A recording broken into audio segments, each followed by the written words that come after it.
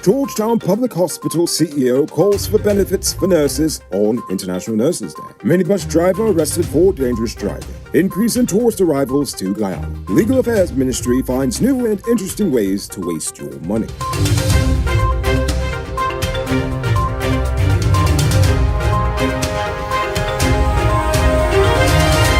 I am Rico Bulford, and this is Uncut News. Do you see news happening? Send us a tip on WhatsApp at 592-659-6151. On International Nurses Day, the acting CEO of the Georgetown Public Hospital, Robbie Rambaran, has called for an end to the nationwide underestimation of the importance of nurses. Rambaran said management at the hospital has recognized some of the challenges nurses face and are advocating to fix them. He is calling for providing nurses with continuous training and the possibility of better pay, scholarships, and duty-free concessions in the future. The challenges, in large measure, stem from a shortage of nurses, and this has pushed them to work long hours, neglecting their self-care amid constant requests for higher salaries. For example, the GPHC, the largest health center in the nation, has 754 nurses on the payroll, but they still need an additional 607 nurses to fully complement the staff. The rainy season has already flooded sections of the quarantine coast. Among those areas are farmlands, and already over 200 acres of rice have been destroyed, and more lands are under threat as the heavy rains persist. Some 280 acres of rice have been damaged at the 52 to 74 Youth Farmers Co-op Society. The co-op is located 14 miles inland from the central quarantine coast, where 30 farmers have pooled their resources together and invested some $148 million to develop 3,000 acres of rice land. However, because of a shortage of land in the front areas of the quarantine coast, those farmers made the investment in the backlands. But because of the rains, hundreds of acres of their crop is currently rotting underwater. Most farmers try to harvest the crop during the month of April, and some even in the month of March when there's more sun. However, because of last year's weather, some farmers were forced to start planting in late December. Guy Suko says that the iFlood Sugar Estate factory will be up and running in time for the second crop of 2020, with the parts necessary for the factory expected to arrive in Guyana later this month. This statement came after workers at iFlood Sugar Factory expressed concerns about the future, given the fact that they were not getting any work. In the meantime, the president had offered workers 6 days of work per week at the iFlood Community Center, and the workers were offered work associated with the factory's out-of-crop maintenance program, including repairs to carriers, pumps, juice heaters, gearboxes, vacuum pans, and the factory roof. Now it's time to tell you about Best Buy's Car of the Week. Currently on sale, this is 2015 Audi A3. It comes with Bluetooth, mag rims, new tires, TV, CD, stereo, fog lamps, electronic parking brake, park camera, and much more. Buy cash for $5 million, or pay as low as $1 million down with around $90,000 monthly, and it's yours. Call or WhatsApp 662-0844 for more info, or visit the showrooms at Lot 171 Peter Street, Queenstown, or Lot 2 Lamar Street, and tell them you got sent you for this sweet deal. 36-year-old minibus driver Marlon Otto Nunez was arrested on Wednesday after he was caught driving on a parapet. Nunez's white minibus was seen driving along the Providence public road pavement in a photo uploaded to Facebook on Tuesday. Nunez was charged for dangerous driving, illegal tinted windows, and was in breach of prescribed conditions of certificate of fitness. He is scheduled to appear at the Diamond Magistrates Court tomorrow. Yesterday, the cops found over 53 pounds of cannabis in a home in Vigilance South, East Coast Demerara. The officers visited the area based on the information received. The building was unoccupied at the time when they discovered 5 bulky transparent plastic bags containing suspected cannabis inside of a barrel. Bronx also found a suitcase containing 13 wrapped brown plastic bags and a bucket with 13 more bags, also suspected to be marijuana. The police release noted that several government-issued documents bearing the name of a male resident of Vigilance South were found on the premises. Police, however, noted that no arrest has been made in relation to the discoveries yet. 26-year-old rice farmer Narishwa Arjun died in an accident this morning at Bushy Park, Maikoni Public Road.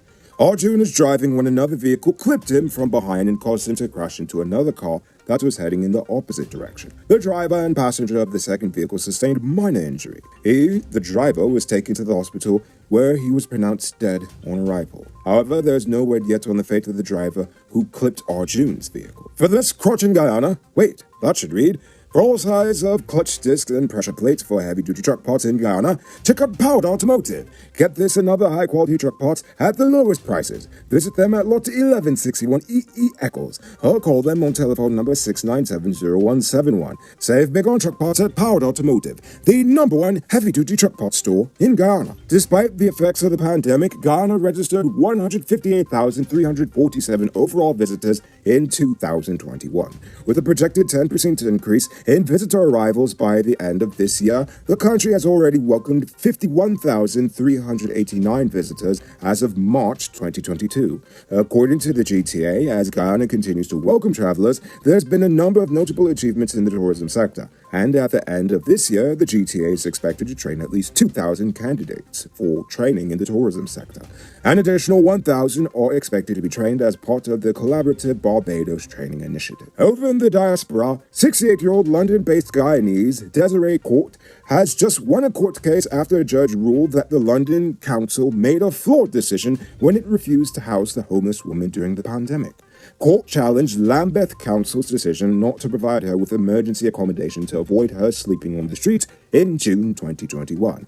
Council bosses disputed court's claim, but Judge Graham Wood has ruled in her favor. The judge said he was concerned that the council's decision had been informed by irrelevant matters. Judge Wood said Court was from Guyana and had no immigration status in the UK and no recourse to public funds. Nevertheless, the council had agreed to house her pending his ruling. Now for today's oil update. The government is in discussion with Exxon on potentially executing and operating both the natural gas liquids plant and the nearby power plant that will utilize the natural gas to generate electricity at Wales on the west side. However, they are yet to finalize how the project will be split. It is understood that GPL will manage the gas-fired powered plant that should produce 300 megawatts of electricity, or about twice the amount of Guyana's current production. Both plants will be constructed in addition to an approximately 250-kilometer subsurface pipeline that will run from the starboard block. An environmental impact assessment has been completed, but Exxon nor the government have yet to disclose the final cost for the project.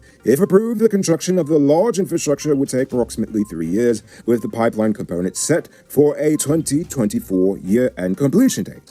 ExxonMobil estimates that the project will last at least 25 years. It might not be robbery season, but the streets are still mean. That's why you need to get security for your home and business through Sheriff Security Service. Sheriff Security offers well-trained guards, armed and unarmed patrol, marine patrol, K9 services. These people even got drones. Why? Because your security is their highest priority. You've seen the rest, now hire the best. Hire Sheriff Security Service today. Now for our stupid news of the day. You know what I think is stupid? When politicians waste our hard-earned taxpayer dollar. Today, I'm talking about a new parking shed at the Ministry of Legal Affairs on Carmichael Street, Georgetown. According to Guyana News, the structure is estimated to cost almost 2 times the price for a turnkey home at Perseverance on the east bank of Demerara. According to an advertisement for bids on the project, the engineer estimated it to cost 8.05 million Guyana dollars, almost 2 times the cost for a turnkey home. The current structure is supported at least by 20 2x4 posts cemented to the ground and standing at an estimated height of at least 10 feet. But Guyana News points out the fact that the government can build a 20 by 30 foot turnkey home with indoor plumbing and still have at least $3 million left over. Yes, it can be argued that the price for a home is so low because the materials are bought in bulk. But I refuse to believe the amount is that huge of a savings difference. Anyway, all I'm trying to say is never take the cost of these smaller projects for granted, because while you may be looking at the multi-billion-dollar contracts for corruption, the most theft usually takes place in these smaller ones. Now for our Uncut News Views Poll question of the day. Every day we pose a question about current events in Guyana, the region, the diaspora, and how useful it relates to us. Yesterday, I asked you about GCOM. Tootie Denham says, I think the only way to get the corrupted politicians out of government offices is for all qualified voters in Guyana to get registered to vote, and on the day of polls, everyone in their different communities come together in their own community centers around the country and refuse to put the star on the ballot on that day. If we can do that, we will be able to activate laws that PPP or the opposition can never take a bit of grass from Guyana anymore. Know your rights. So you're suggesting basically a nationwide strike on voting day? I like that idea, I really do. Might be hard to convince folks, but I really do like that idea. I am bound to suggest that GCOM includes one member from two of the other parties to give more representation to the electorate. Adopt a biometric and voter tallying system to prevent voter fraud. Adopt electronic voter registration and stop the house-to-house BS. Indeed, I agree. Voter registration should be an ongoing process. I also agree with that, and yes, we can use either postal offices or online. Everett Lawrence says juvenile politics from both parties. Indeed. And finally, Guy Bryan seems to agree with me with saying that he would get rid of the commissioner and appoint fresh ones after a background check. Yes, so not just the commissioner, I'll just get rid of all of them. Honestly, I don't like this whole PNC and PPP running the electoral machinery because I feel that as long as either of them have any say in the distribution of power in this country, they will always push everyone else out and fight each other for the top spot. Before we get to tonight's question, you can multiply your cash by selling digital top-up. This is a legit way to make money at your business or to supplement your current hustle. Become a top-up vendor quick and easy by linking with Cellular Plus. Call them on telephone number 685-3109 for more info. As we speak, millions, nay, billions of dollars are currently coming into our nation at unprecedented levels. And unfortunately, half the time we have absolutely no idea who's bringing in that money and who it's going to. So with that in mind, I want to know, would you support the passage of a law that would require transactions over a certain amount to be publicly disclosed? I want you to think about that question. Tell us in the comments below. If your response is good enough, we just might feature it in our next episode. Anyway, that's all the time we have for tonight. Check us out tomorrow for another. Until then, I'm Rico Pulford saying good night, folks.